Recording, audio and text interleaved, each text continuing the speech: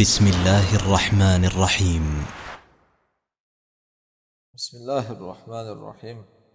Ibn Qoyyim rahimahullohning Dard va davo kitoblaridan darsimiz davom etyapti. Bugun 1-aprel 2020-yil. O'tgan darsda odamlarni o'zlarini o'zlari aldash ko'rinishlari haqida ko'pini tanishdik.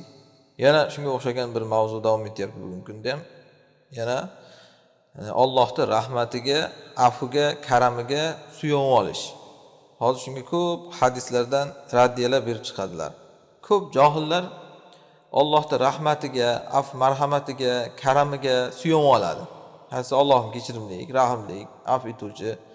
Qarasangiz keyin buyruq qaytariqlarida zoyi qilib yuradi. Va Allohning iqobi qattiq ekanini unutadi. Va jinoyatchilardan Allohning azobi rad qilinmasligini unutadi. Yani Alloh Qur'onda aytib qo'yibdi-da, bu suraning tafsirida ham aytdik-ku buni. Afanaj'alul muslimina kal mujrimin degan. Bitta qonun mana shuni tushunib olishimiz kerak. Biz musulmon bo'lgan, ya'ni amal qilgan odamni jinoyatchiga teng qilamizmi degan. Ya'ni qalbim toza deb turib, jinoyatchi bilgan ishini qilib, oxiratda yana shu jannatga kirib ketishligi mumkin bo'ladimi? Hech qachon mumkin emas bu narsa. Hech qachon bu ikki toifa bir-biriga bo'lmaydi. Yoki boshqa oyatlarda la yastavi ashabun nar va ashabul janna degan. Hech qachon teng bo'lmaydi ikkalasi. Jahannamiylar bilan jannatiy odamlar, ya'ni amali hech qachon barobar bo'lmaydi. Kim Allohning af marhamatiga suyanib olsa, qilgan ishida davom etib yurib, haromxo'rligida, bu odam qaysarlik qilayotgan bo'ladi. Ya'ni Allohga o'chakishayotgan bo'ladi bu odam. Ma'ruful Karxiy aytgan ekanlar. Sen itoat qilmayotgan zotingni rahmatini umid qilishing xorliging va ahmoqligingdan degan. Yani tubanligingdan, o'zing itoat qilganing yo'q Allohga, ya'ni uni rahmatini umid qilasanmi?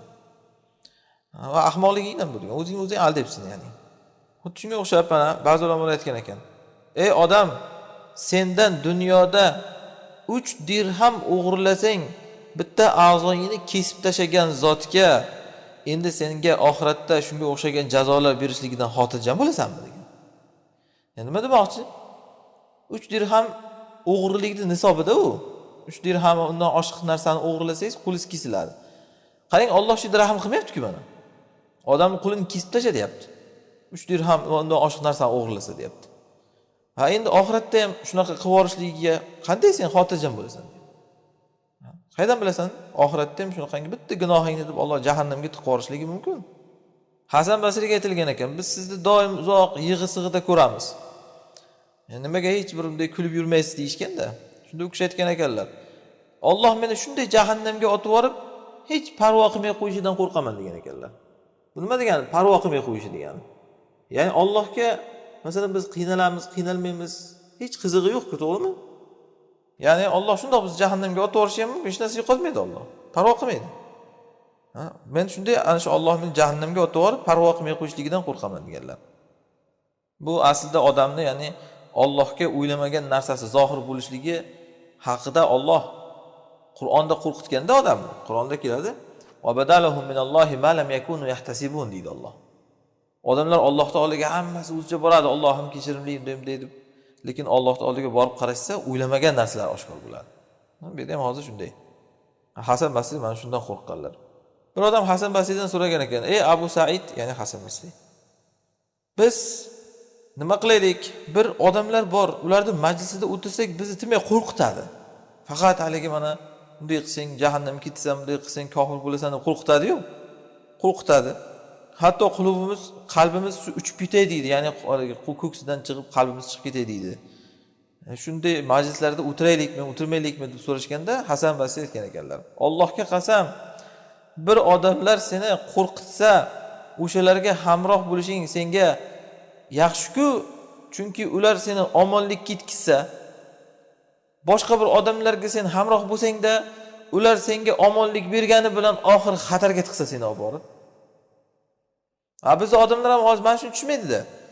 Odamlarga muloyim supurgi bo'lishingiz yoqadi. Hech jahannamga ketish haqida, kofir bo'lib qolish haqida, shirk keltirib qo'yish haqida gapirmasligingiz kerak. Faqat haliga bitta bunday istig'for etgan ekan, Alloh kechirib yubordi. Bitta itga suv bergan ekan, jannatga kirgizib yubordi. Mushukni boshini silagan ekan, jannatga kirib ketdi. Ana shunaqa narsalarni aytib berishingizni istaydi. Hozir Hasan Basri shunga raddiya qilyaptiki, senga ha deb turib xotirjamlikni beraversada keyin jahannamga tiqsa seni olib borib deyapti. Shu kerakmi? Undan ko'ra qo'rqitsin seni jahannamdan qutulgin. Shu senga yaxshiroq emasmi deyapti. Mana murjiylar deyiladi-da ana shularni. Ya'ni faqat sizga kelib olib turib shu faqat Allohning kechirimliligidan gapirib sizni xotirjam qiladi. Mana sahihaynda keladi. Bu yuqoridagi masalani bir doktorga o'xshatamiz doim biz. Doktorning oldiga borsangiz, yaxshi ketasiz, hech narsa qilmaydi, hech dori kerak emas sizga, hamma yoq soppa-sog'ib deb jo'natib yuborsa, siz xursandsiz, lekin o'lib ketasiz chirib. Yoqmasa ham doktor ukol tiqadi, kesadi, boshqa qiladi, dori beradi. Xuddi shunga o'xshaydi bu ham yuqoridagi masala. Ya'ni sahihaynda hadisda keladi. Usamat ibn Zayddan. Men Rasululloh sollallohu alayhi vasallamning aytganlarini eshitganman. Bir odamni qiyomatda olib kelinadi. Jahannamga otib yuboriladi. Ichak chavog'i chiqib ketadi qornidan. Haligi jahannamda aylanib yuradi, xuddiki eshak tegirmon toshini aylantirib yurganidek. Ya'ni avvalgi zamonlarda tegirmonlarni aylantirish uchun eshakni ishga solishganda, eshak aylanib tegirmon toshini aylantirgan. Ana shunaqa qilib eshak tegirmon toshini aylantirganda, eshak chavoqlari bilan jahannamda aylantirib yuradi eshakka o'xshab. Keyin jahannam ahli uni qurshab olishadi, kim ekan bu deb. Aytishadiki, "Ey paloncha, nima bo'ldi senga? Axir sen emasmiding bizga shu amr ma'ruf nahy munkar qilib yuradigan?" Mana qarang. Bu mulla bu demak. Amr ma'ruf nahy munkar qilib yuradi. Shunda u aytadiki, "Ha, men sizlarga buyurardim, lekin o'zim qilmasdim. Qaytarardim munkardan, o'zim tiyilmasdim, qilaverardim." Mana qarang. Demak, bu odam mo'minmi hozir? Amr ma'ruf qilgan, nahy munkar qilgan mo'min bu odam. Amr ma'ruf nahy munkar qilib jahannamda ichak chavog'ini sudrab yurish mumkinmi-kan? Ha, endi siz hali u amr ma'ruf nahy munkar qilmay turib, hamma ma'rufni yig'ishtirib qo'yib, hamma munkarga botib, qalbim toza deb jannatga kirib ketishni istaysizmi yana? Yoki qalbim toza deb shu jahannamdan qutulib ketishni istaysizmi? Bu imkonsiz bu yana hech qachon. Amr ma'rufchilar kerak bo'lsa jahannamga kirib ketishligi mumkin deyilyapti mana. Bu odamni qo'rqitadi bu. Demak, odam o'ylab ish qilishligi kerak. Bu birinchidan o'sha amr ma'ruf qilayotgan hammani o'ziga, ya'ni o'zi amal qilish kerak birinchi o'rinda. Ikkinchidan, endi bu odamlarga batariqa a'lo tegishlik. O'ylamasinki odamlar bitta odam amr ma'rufchi bo'lsa, nahy munkarchi bo'lsa, ha, o'shanga suyanib olib, masalan, o'sha kishiga meni shafoat qilib ketadi, meni o'g'lim o'sha, dadam meni o'sha, xotinim o'sha, meni erim o'sha deb turib, bitta odamga, ya'ni amr ma'rufchiga suyanib olinmaydi. Va hech ma'rufni qilmay, munkardan tiyilmay yurgan odam esa batariqa a'lo qo'rqish kerak. Chunki mana bu shuncha gapni gapirib turib jahannamga kirib ketgan. Endi bu narsani odamlar noto'g'ri tushunadi. Amr ma'ruf qilmaslik kerak ekan endi o'ylaydi. Bu qiziq tushunchada odamlar tushunchalari. Hozir bu odam amr ma'ruf qilganiga azoblangani yo'q, amr ma'ruf qilish kerak. Amr ma'ruf qilib turib, o'zi amal qilmaganiga azoblanyapti. Hech kim sizga endi amr ma'ruf qilmang shu uchun deyilmaydi. Ha, jahannamga kirish kerak bo'lsa, amr ma'ruf qilmay ham kirib ketaverasiz. Buni to'g'ri tushunishlik kerak. Bunga o'xshagan oyat Qur'onda ham keldi. Masalan, atamuruna an-nasa bil ma'ruf, atamuruna an-nasa bil birri wa tansawna anfusakum wa antum tatluna al-kitab afala taqilun degan Alloh. Odamlarga sizlar yaxshilikni buyurib turib, kitobni tilovat qilib turib, o'zlaringiz qilmaysizlarmi shu ishlarni? Aqllaring ishlamaydimi sizlar degan. Yoki boshqa oyatda yana Alloh taolo nima taquluna ma la taf'alun degan. Nimaga o'zlaringiz qilmaydigan ishlarni katta qilib gapirasizlar? deb u qattiq bu haliga amal qilmaslikdan qo'rqitgan Alloh taolo. Endi mana qarang, amr ma'ruf qilib amal qilmagan odamni odamlar tilida bu katta mullakalom bo'lsa ham eshakka o'xshatilyapti. Mana qarang. Eshakka o'xshab jahannamda aylanib yuradi deyilyapti. Buni Qur'onda ham aytildi-ku. Eshak kitob ko'targan eshak ular degani. Hoyna Imom Ahmadda keladi hadis Abu Rofidan. Rasululloh sollallohu alayhi vasallam Baqiy qabristonining oldidan o'tdilar. Uffillak, uffillak. Uff senga, uff, ya'ni tuf senga, tuf deb o'tdilar.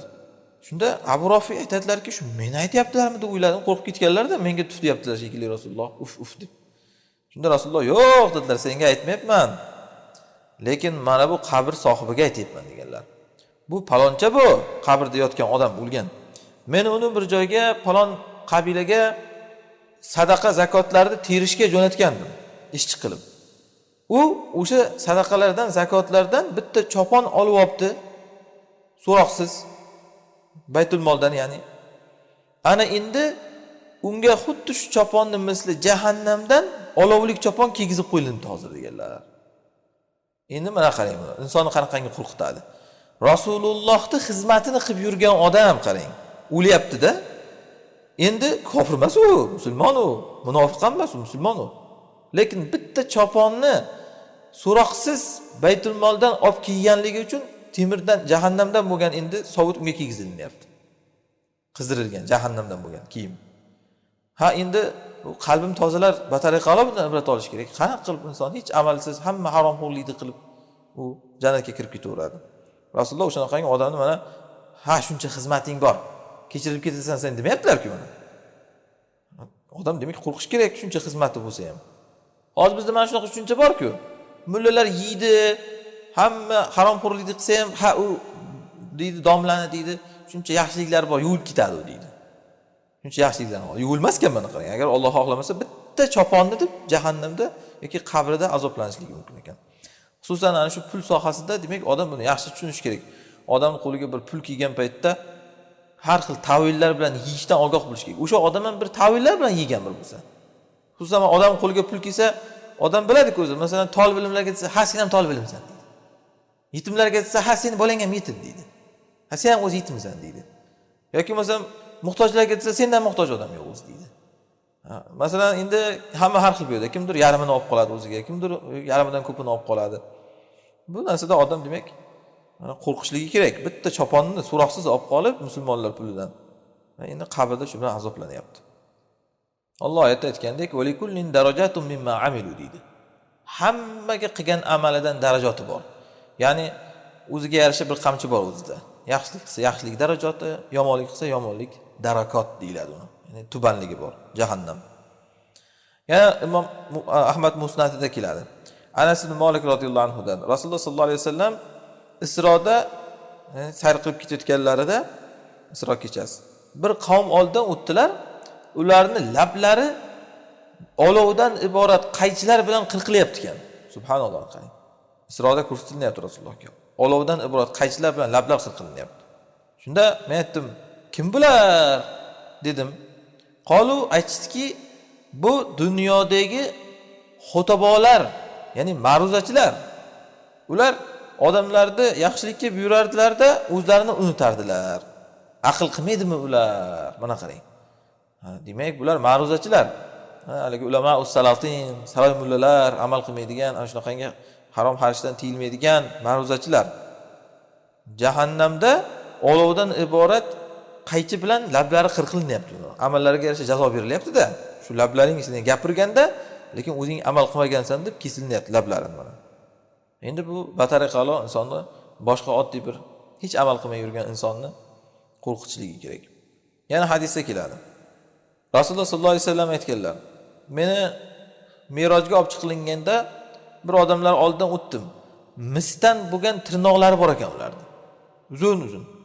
O'sha mis tirnoqlari bilan yuzlari va ko'ksilarini tirnashardi. Men aytdim, "Kim bular ey Jabroil?" desam, aytdilarki, "Bular odamlarning go'shtini yeydigan, obro'siga til tegiradiganlar. G'iybatchilar ya'ni. Obro'sini to'kaydiganlar. Ularga ham amaliga yarasha jazo berilyapti." Mana qarang, ular odamzodni dunyoda g'iybat qilib, ularni haligi obro'siga tegib, ko'nglini siqqan, yuzini odamlarning ichida badnom qilgan-ku. Ana shunga endi jazo o'laroq o'zlari go'sht tirnoqlari bilan yuzlarini va ko'kslarini, go'shtlarini tilishyapti ya'ni. Endi bir narsani tushunishimiz kerak biz. Hadislarda, oyatlarda bitta hukm bir agarda fe'lga boylansa, o'sha hukmni sababi mana shu fe'l degani. Ya'ni o'ylamang, mana odamlar hozir kofir bo'ladi. Kofirlik uchun shunday qilinyapti deb. Aks holda aytgan bo'ladi, bular kofirlar bo'ladi. Unda demayapti-ku, bular odamlarni mana shu obro'sini to'kkan, go'shini yegan degani shu fe'li uchun mana shu jazo bilan jazolanyapti. Musulmon bo'lsa ham endi bu Allohim rahim deydigan odam mana shuni tushunish kerak. Yana hadisda keladi. Payg'ambarimiz sollallohu alayhi vasallam aytar ekanlar: "Ya muqallibal qulub, sabbit qalbi ala dinik" derkanlar. Ey qalblarni chapparib qo'yuvchi zot, qalbimni diningda sobit qilgin. Shunda biz aytdikki, "Ya Rasululloh, axir biz sizga iymon keltirgan bo'lsak, siz keltirgan narsalarga ham iymon keltirgan bo'lsak, bizga qo'rqasizmi? Ya'ni qalbimizni sobit qil deganda nima, bir murtad bo'lib ketishimiz mumkinmi?" deganlar-da. Odam masalan o'ziga qo'yib bersa, xususan iymon vaqtida hech xayolga ham keltirmaydi-ku murtad bo'lib ketishlikni. Shunda Rasululloh ha deganlar, "Qo'rqaman." Chunki qalblar Allohning barmoqlaridan ikkita barmoq orasida deganlar. Shunday xohlagan tomoniga qarab o'zgartirib tashlaydi Alloh. Xohlagan joyiga qaratib Alloh o'zgartirib tashlaydi. Endi bu ham nima demoqchi bu hadisni keltirishdan muqoyim maqsadlari? Ya'ni odam qo'rqish kerak. Hozir biz qo'rqish haqida gapiryapmiz. Murji bu olib qalbni toza deb o'tiravermaydi. Shunday qalb o'zgarib ketishligi hatto sahobalarga qo'rqqanlar buni. Yana bir hadis. Rasululloh sollallohu alayhi vasallam Jabroilga aytganlar: "Nimaga men Mikoilni hech kulganini ko'rmayman?" Mikoil farishta bor-ku. Shunda Jabroil aytgan ekanlarki, jahannam yaratilgandan beri kulmaydi degan ekan. Aslida Mikoil jahannamga tushmaydi. Farishta u kishi. Eng katta farishta yana. Unga zarar yo'q jahannam. Lekin o'sha dahshatini ko'rganda uni. Shuning uchun ham boshqa odamzod tushishligini ko'rib ham baribir kulmay qo'ygan. Jahannam yaratilgandan beri kulmaydi Mikoil deb. Endi o'sha jahannamga tushishi ehtimoli bor odamzod qanday qilib endi bunaqangi xotirjam bo'ladi? Farishta xotirjam bo'la olmayapti jahannamdan. Murjiylarga katta bir rad deyman bu ham. Yana Sahih Muslimda keladi. Rasululloh sollallohu alayhi vasallam aytdilar: "Dunyo ahlidan eng ne'matli kishi jahannam ahlidan olib kelinadi." Ya'ni dunyoda eng dabdaba bilan yashab o'tganda, lekin o'zi jahannamiyda u. O'shanaqangi odamni olib kelinadi-da, jahannamga bir botilib olinadi. Ya'ni sinov uchun olib chiqilinadi-ki uni yana bunday. Unga aytilinadiki: "Ey odam bolasi, hech yaxshilik ko'rdingmi?" deyiladi. Dunyoga kelib, holbuki bu dunyoda eng maishatda yashagan odam. Eng maishatda.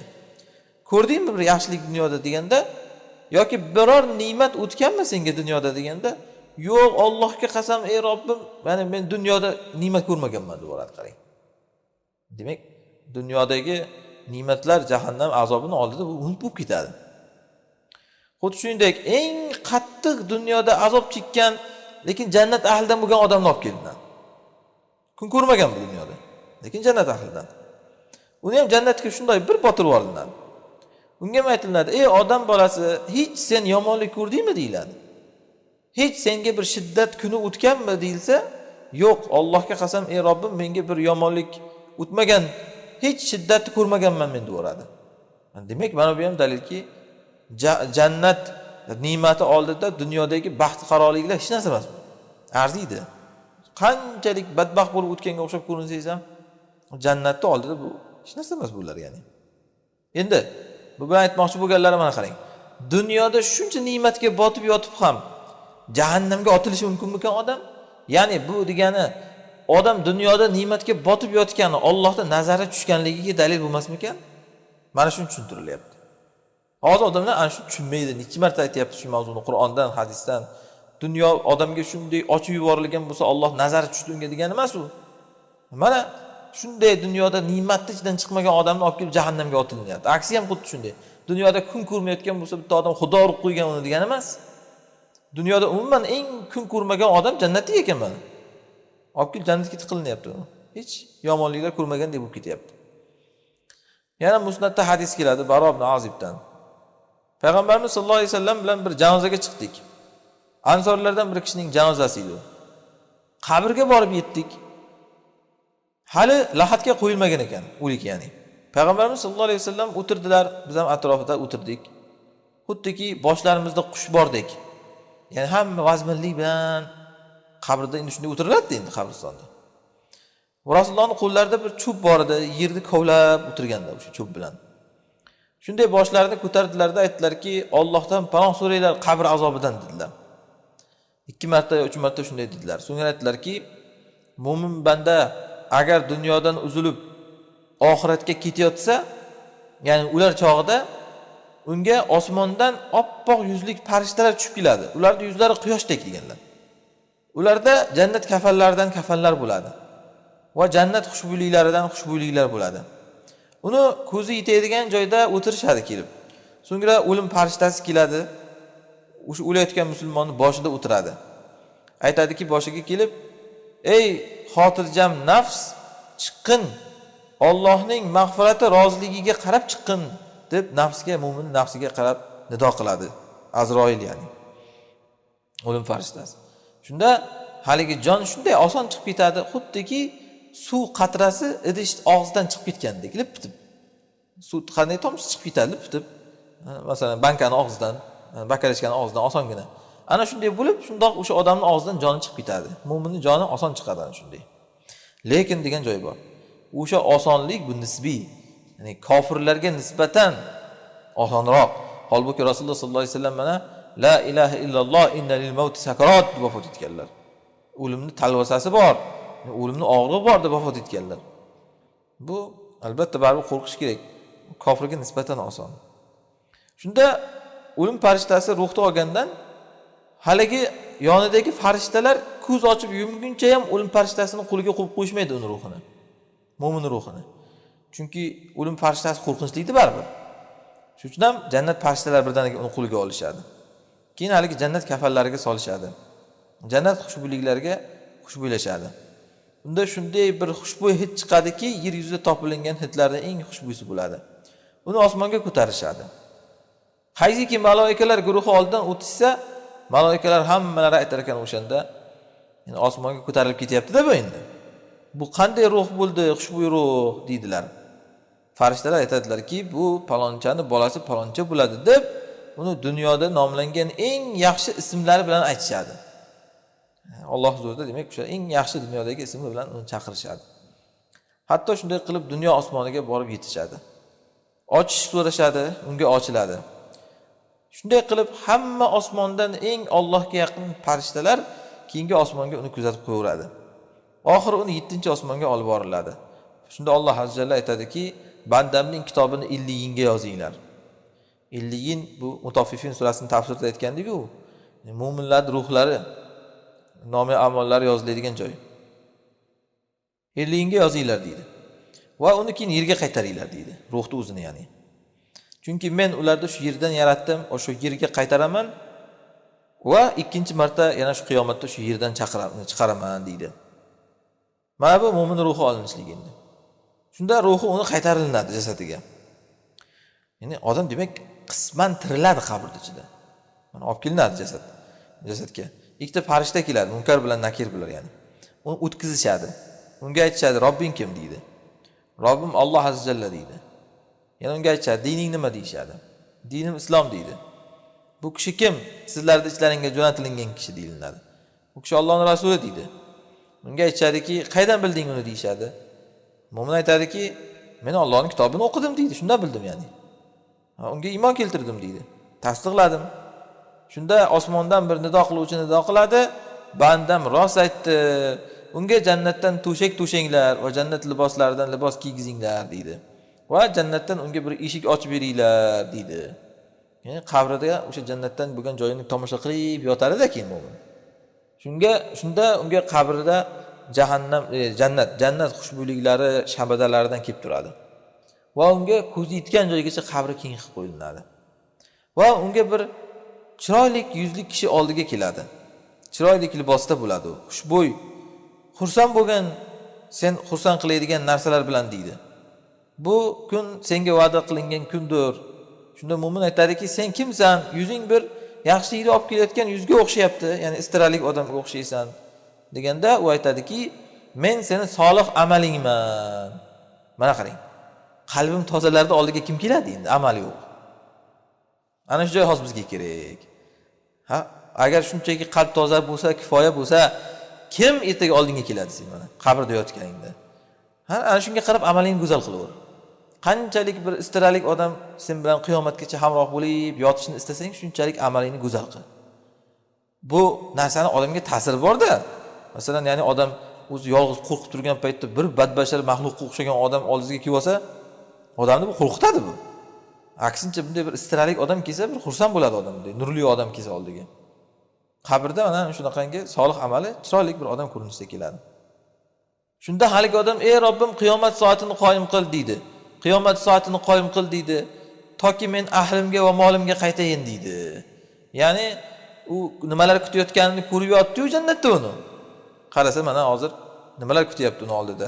Ana shu uchun endi tezroq tirilay deydi. Jannatdan ko'rinib turibdi chunki boradigan joyi. Endi shunda boshqa bir rivoyatlarda kelgan, qabr baribir bir qisadi deyilgan. Qovurg'alariga kirib ketadi. Ana shu joyi endi hozir mana kerak. Mo'minniki mana qarang, qabr qisadi, endi qalbim toza deb turib hamma haromxo'rlikni qilib yurgan odam batariqali Allohdan qo'rqish kerak. Bir emas, uni qiyomatgacha qisishi mumkin. O qalbim tozani. Endi nima qisadi qabr? Qabr qisishini xuddiki inson tug'ilishidagi ayolni o'sha mana qinidan insonni chiqishiga o'xshatsa bo'ladi. Inson tug'ilishida mana ayolni qinidan chiqadi-yu, qisilib. Qabrga kirganda ham o'sha holat takrorlanadi yani. Bu hammani boshdan o'tgan kunmi tug'ilishda?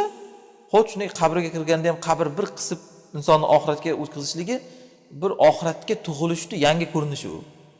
Oxiratga tug'ilish u. Xuddiki dunyoga tug'ilishda mana ikkita ayolni suyagi orasidan qisilib tug'ilganidek, qabrda ham mana shunaqangi bir qisilinadi yani. Endi kofir banda bo'lsa, agar dunyodan uzilayotgan bo'lsa, oxiratga ketayotgan bo'lsa, unga samodan bir maloikalar kelib tushadi oldiga, qop-qora yuzlik maloikalar bo'ladi ular. O'zi mana o'lishidan boshlanadi, uni qayerga ketishligini seza boshlaydi u. Oldiga kelgan odamlardan o'zi.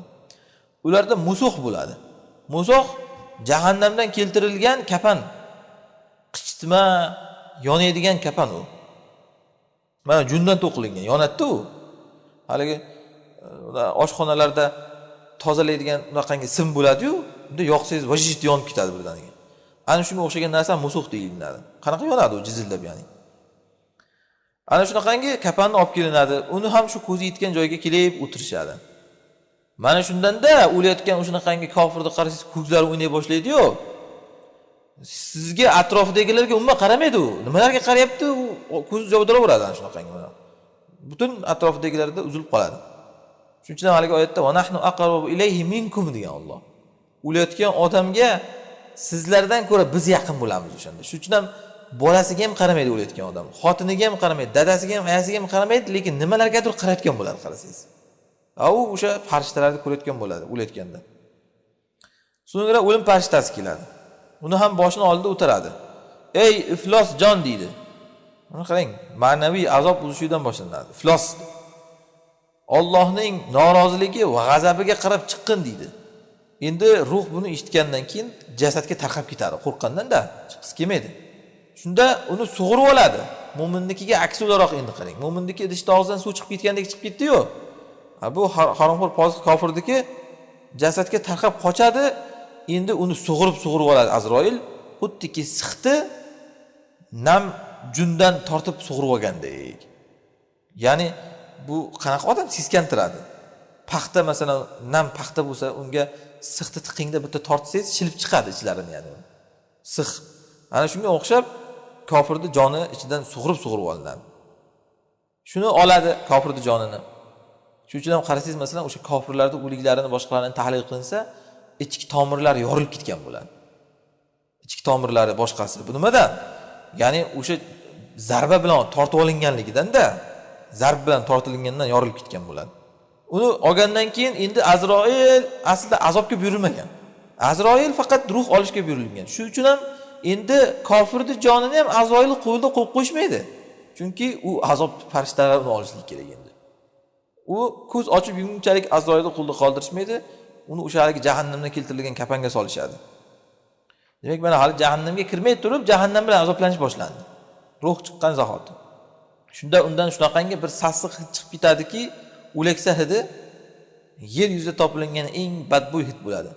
Uni osmonga olib chiqishadi. Har qancha farishtalar guruhi oldidan o'tishsa, hamma farishtalar bu qanaqangi iflos ruh deb turib so'rashadi. Bu palonchaning o'g'li paloncha bo'ladi deb uni eng qabih dunyoda nomlangan ismi bilan aytishadi. Mo'minnikiga aksi bo'ldi bu ham mana. Unga ochilish so'ralinadi, osmonni ochilinmaydi. Osmonga chiqishga yo'l bo'lsa unaqa odamga.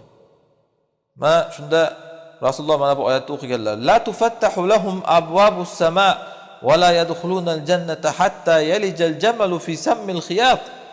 Osmon eshiklari ularga ochilmaydi va ular jannatga kirmaydilar hattoki tuya ignani teshigidan o'tmaguncha. Tuya ignani teshigidan o'tmaydi hech qachon. Hech qachon shundan ular jannatga kirmaydi. Yoki bo'lmasam jamal degani kiymalarda arqoni bo'ladi-yu. Kiymani arqoni ignan teshigidan o'tmaguncha degani. Kiyma arqoni ignan teshigidan o'tamiz zamonda. Yo'q. Hech qachon demak bu jannatga kirmaydi. Osmon eshigi ham ochilmaydi degan. Shuni o'qilsa doim insonning xayoliga mana bu kofir bo'lib osmonga qiziqib o'lib ketayotgan olimlar keladi. Mana qarasangiz, mana bu yaqinda o'lib ketgan Stiven Hawking deysizmi, ana shunga o'xshaganlar. Bechoralarga osmon armon bo'lib o'lib ketyapti qarasangiz. Lekin endi u o'lgandan keyin ham battar armon bo'ladi mana. Jahannamga ketmasa ham o'zi osmonga ham olib chiqilmaydi. Jahannamni qo'ying. Osmonni ham hattoki ko'rsatilmaydi unga. Shunda Alloh azza aytadiki, uning kitobini sijjinga yozinglar, yerni tagida u. Bu ham o'sha Mutaffifin surasining tafsirida aytgandek, "Va ma adraka ma sijjin" degan.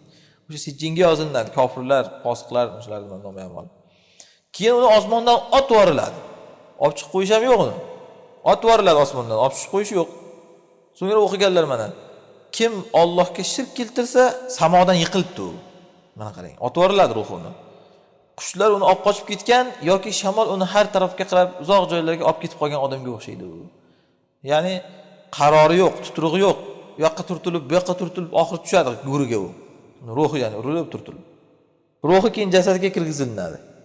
Ikkita farishta keladi uning oldiga. O'tkazishadi uni ham. Robbing kim deyshadi. "Ha, deydi, bilmayman" deydi. Ha degani o'sha dovdirash. Dining nima deyshadi. Ha deydi, bilmayman deydi. Bu odam kim? Sizlarga jo'natilgan mana odam deb aytishadi. Ha, bilmayman deydi.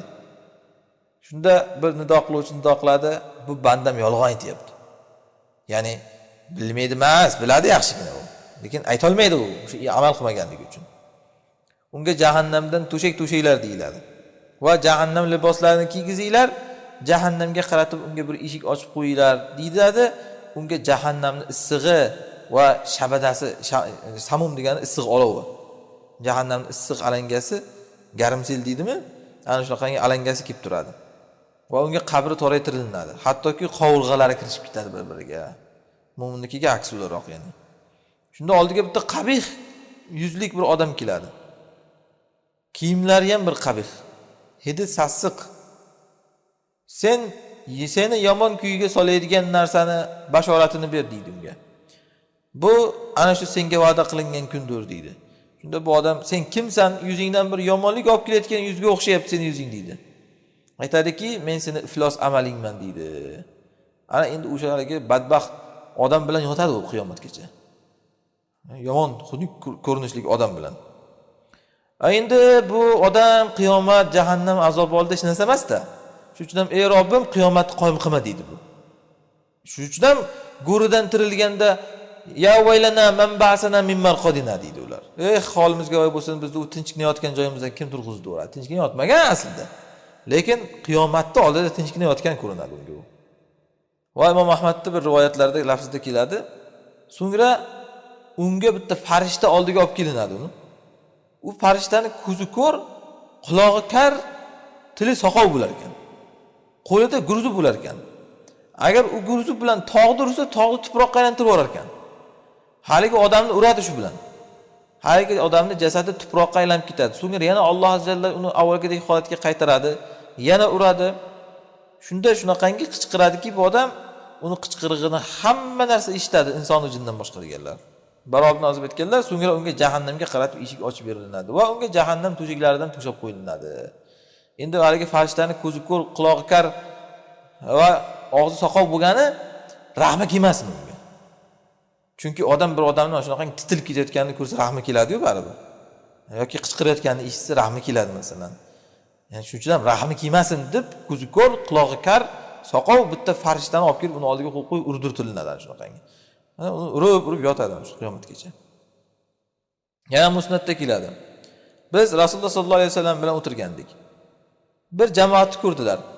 Nimaga jamlab olgan mavla dedilar. Ha, palonchani qabrini kovlashyapti deganlar. Rasululloh sollallohu alayhi vasallam qo'rqib ketdilar. Va sahobalarning oldiga tushib tezlab ketdilar, qabrga bordilar. Qabr degandan hatto hayiqqanlar-da Rasululloh ham qo'rqqanlar. Tiz cho'kib o'tirdilar. Men u kishini oldiga keldim, nima qilar ekanlar deb qaradim deyapti. Robiy ya'ni. Yig'ladilar Rasululloh. Hattoki tuproqlar ko'z yoshlaridan ho'l bo'lib ketdi. So'ngra bizga qaradilar. Ey birodarlarim, mana shu kunga tayyorlaninglar deganlar. Mana qalbim toza desanglar bo'ldi, sizlarga hech narsa qilmaydi demaganlar. Tayyorlan deganlar. Nima bilan bo'ladi tayyorlanish? Iymon ma'lumki hammada bir xil. Amal bilan bo'ladi deyin tayyorlanish. Iymon hammada bir xil degani ya'ni u shartlari masalan.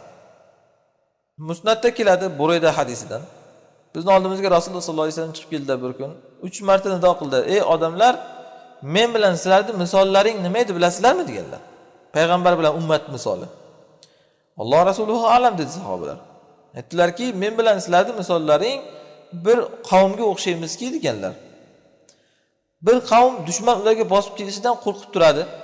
Shunda o'sha dushmanni ularga ko'rib kelish uchun bitta odamni jo'natishadi, to'g'rimi?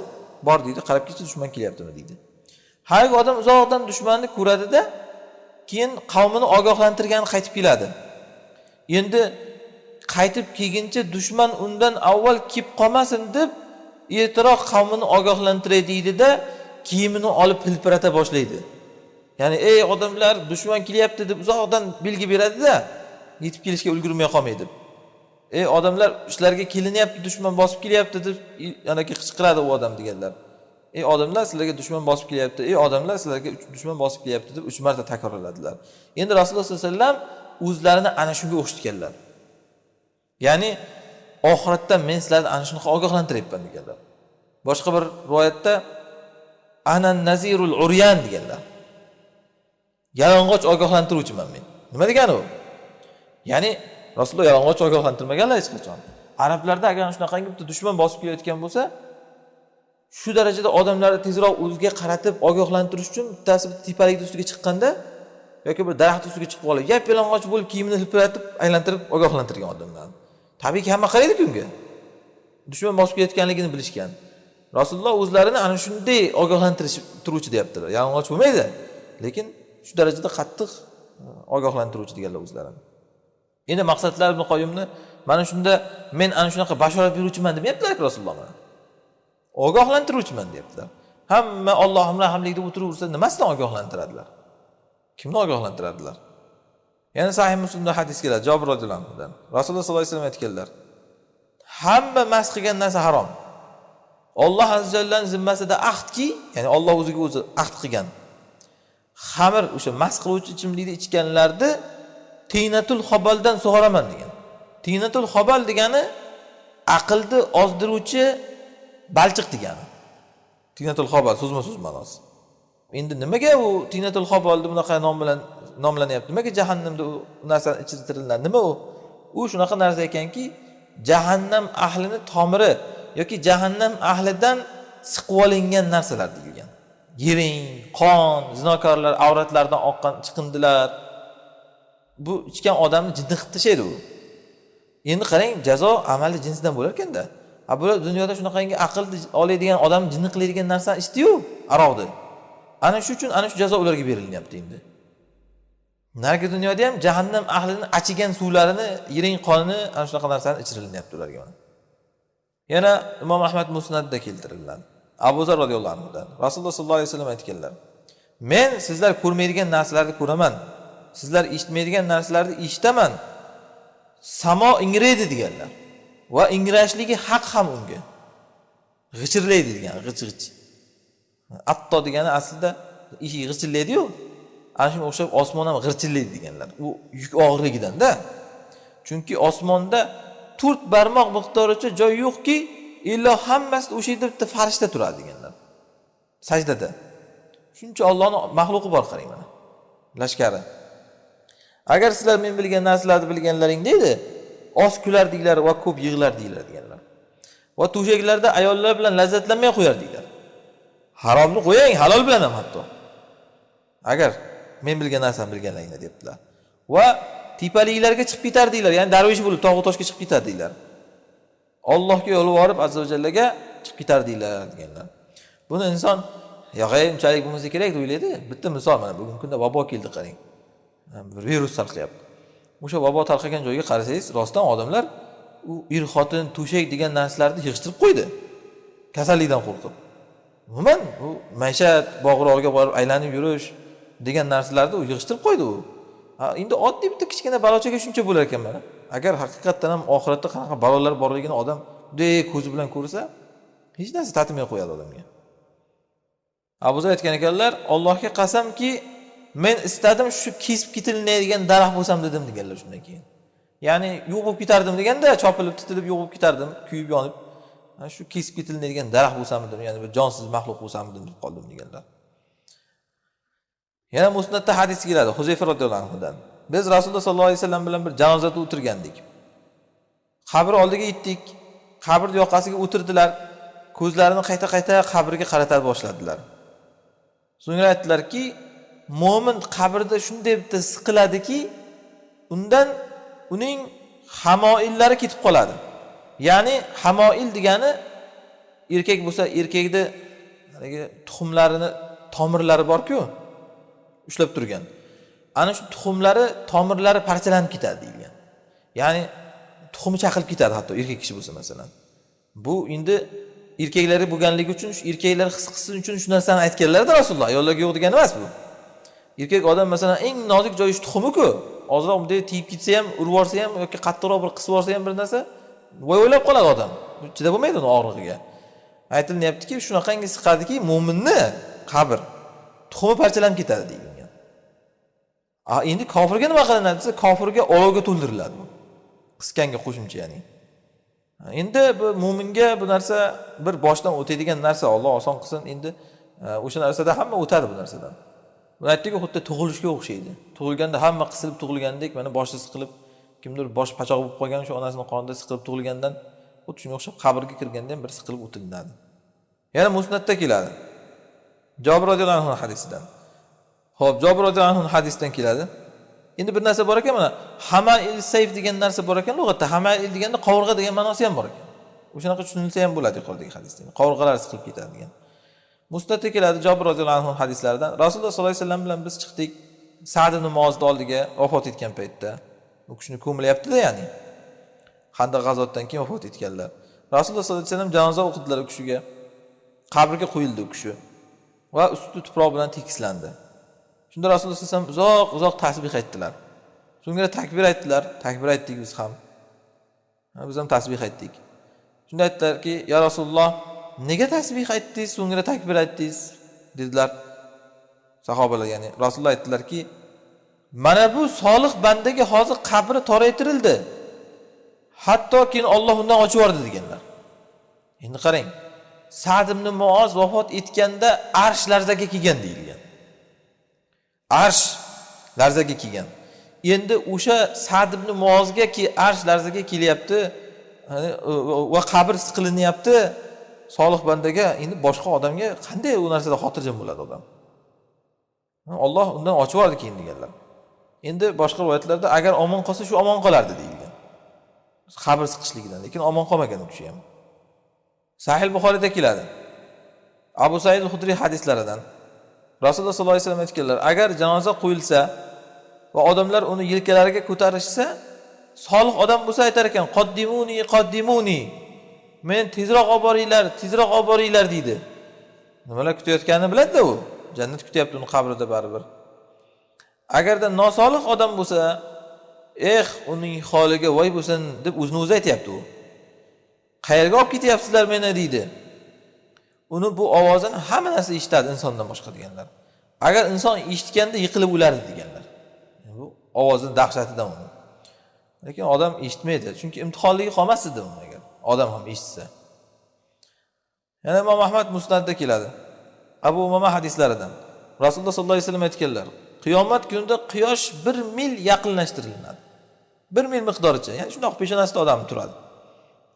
Va uning issiqligi ziyodalashtiriladi. Palon karra. Undan boshlar qaynaydi deganlar. Xuddi qozon qaynagandek. Odamlar undan xatolari miqdoricha terlay boshlaydi. Qiyomatda, ya'ni gunohi miqdoricha.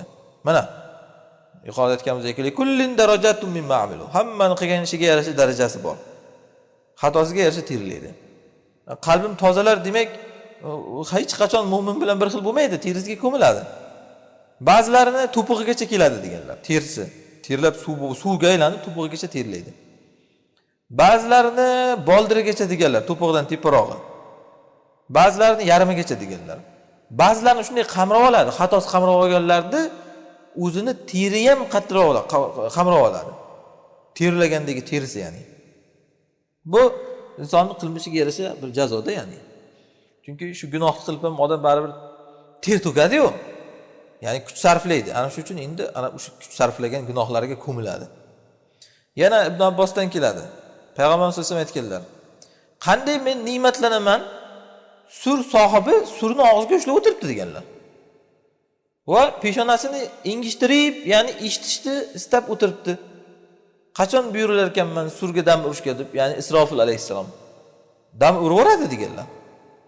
Ya'ni bunday maishat qilib, ne'matga berilib, yashashga vaqt yo'q deganlar-da. Har lahzada surga dam chog'orilishligi mumkin.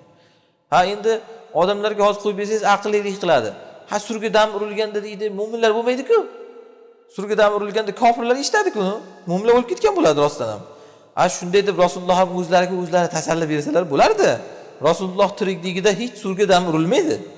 Oradan 1400 yil o'tib ketdi ham, hali ham dam urilgan yo'q mana. Lekin odam bunaqangi nomard bo'lmaydi, u menga kelmaydi deb olib, xotirjam bo'lib. Nima qilaylik, nima deylik unda biz ya Rasululloh deganlar. Hasbunalloh nimal vakil deylar deganlar. Alallohi tavakkalna, Allohgagina tavakkul qildik deylar. Ya'ni Allohim o'zing yordam ber deganida bu. Yana Musnadda Ibn Umar roziyallohu anhudan marfu hadis keladi. Kim o'z nafsida o'zicha buyuklikni his qilsa yoki yurishida manmanlik bilan yursa, oyoqlarini tepsalab masalan yerga dabdaba bilan Alloh azza va jalla yo'liqadi, Alloh unga g'azab qilgan holda deganlar. Mana bu yerda ham qarang. Mo'minmi, kofirmi ajratilmayapti. Manmanga Alloh shunday g'azab qilgan holida yo'liqadi Allohga deyilyapti. Yana sahihaynda keladi, Rasululloh sollallohu alayhi vasallam aytganlar. Tasvirchilar qiyomatda azoblanadi. Rasm chizuvchi rassomlar, ya'ni jonli narsalar chizuvchilar. Ularga yaratgan narsalaringni tiriltiringlar deyiladi. Tiriltira olmaydi, jahannamga tiqilinadi. Bu ham maqsad mana shu odamlarning hozir azobi aytilinyapti, kofirligi uchun emas, gunoh uchun faqatgina. Mo'min bo'lsa ham bular shu azoblar bilan azoblanadi. Yana hadis keladi sahihaynda. Yana shu yuqoridagi kim roviy Ibn Umardan. Payg'ambarimiz sollallohu alayhi vasallam aytdilar: "Birlaring agar o'lsa, unga erta-yu kech joyi ko'rsatilib turadi" deganlar. Jannatdan bo'lsa, jannatdan. Jahannam ahlidan bo'lsa, jahannamdan. Mana shu seni joying. Alloh seni tiriltirguncha qiyomat kunida ana shunga borguningcha shunda o'tirasan deb unga ko'rsatib turiladi deganlar. Bu hadislar hali davom etar ekan, shunda to'xtasak bo'ladi bugun. Xullas maqsad bu hadislarni keltirishlaridan Ibn Qoyyim bir narsani tushunishki, amal qilish kerak. Gunohdan tiyilish kerak. Allohim rahimli deyish bilan ish bitmaydi mana. Shuncha azoblar bor qarang. Hammaga Allohim rahimli bo'lsa, kimga beriladi shu azob? Kimga? Bir kuchukka yoki bir boshqa bir mushukka, shunga o'xshagan hayvonga beriladimi? Yo'q, ular tuproqqa aylanib ketadi. Alloh odamzodga ana shu azob tayyorlab qo'ygan. Odam ana shu azob bilan azoblanadi. Inshaalloh keyingi darsda yana bu hadislarni davom ettiramiz. Alloh alam.